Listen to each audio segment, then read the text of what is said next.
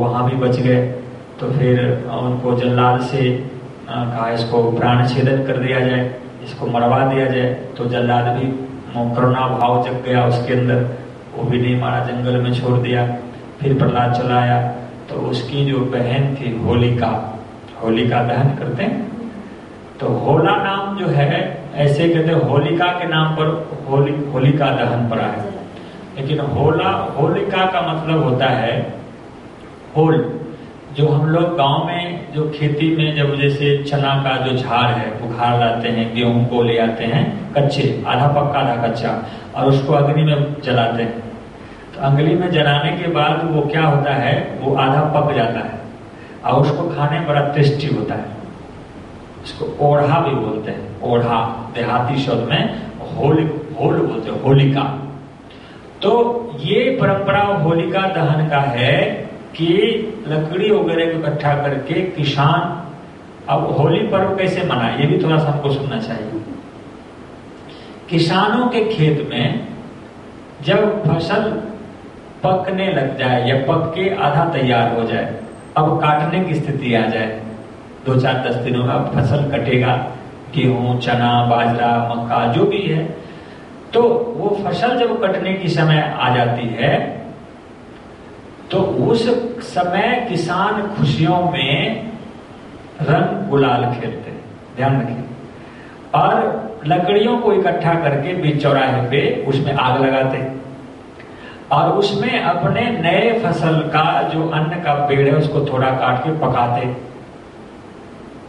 और उसको क्या करते, उसको उसमें खाते। अभी जो परंपरा है, लेकिन जो प्राचीन काल में परंपरा थी कि लोग यज्ञ करते थे किसान, और उसको नवश्रेष्ठी यज्ञ कहते हैं। दरश्रेष्ठी यज्ञ, नवश्रेष्ठी यज्ञ। नवश्रेष्ठी यज्ञ का मतलब होता है कि नए अन्न जब आ जाए तो उस अन्न से पहले किसान अग्नि में आहुति देते और उससे जो शेष बच जाए तो उसको खाते, वो प्रसाद हो गया, यज्ञ शेष हो गया। तो लोग किसान अपने खेतों में चौराहों पर या जगह जगह हवन करते थे और उसमें अन्न की आहुति, नए अन्न की आहुति अग्नि देवता को समर्पित करने के बाद फसल की कटाई होती थी, फिर वो अपने प्रयोग के लिए दूसरों को भी वो देते थे। ये परंपराएं थी। वो विकृत होकर के बाद में होलिका दहन बन गया कि बीच में चौरास्ते पर लोग वो बहुत सारे घास फूस या पेड़ आदि काट के इकट्ठा कर लेते, टहनी वगैरह, उसमें आग लगाते और नए फसल को, हम लोग बचपन में ऐसा हमने देखा गांव में कि नए फसल गेहूं है, चना है, उसके झाड़ को ले आते, उसमें पकाते और फिर उसको खाते।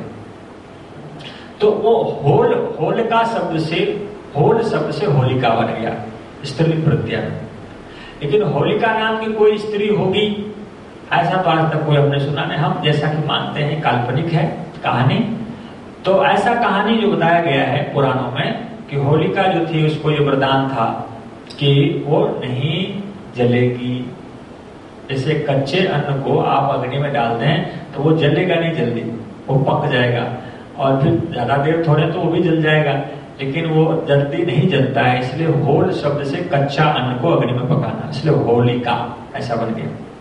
तो होलिका को ऐसा वरदान था, लोग कहते हैं कि जब वो प्रहलाद को गोद में लेकर के अग्नि में बैठ गई, एक ऐसी चादर थी उसके पास।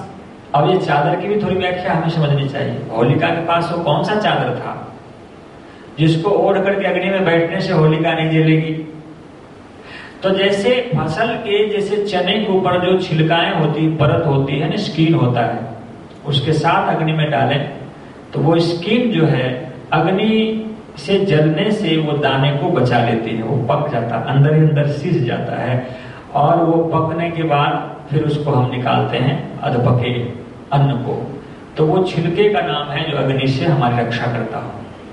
तो होलिका के पास ऐसा लोगों ने कल्पना कर लिया कि वो चादर था जिसको ओढ़ करके वो होलिका प्रहलाद को गोद में लेकर के अग्नि में बैठ गई।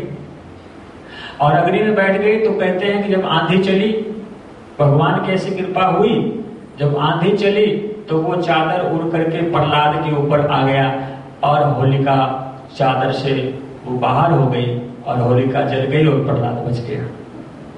ऐसा कहानी लोगों ने बना दिया। तो हम यहाँ पर इस चर्चा को इसलिए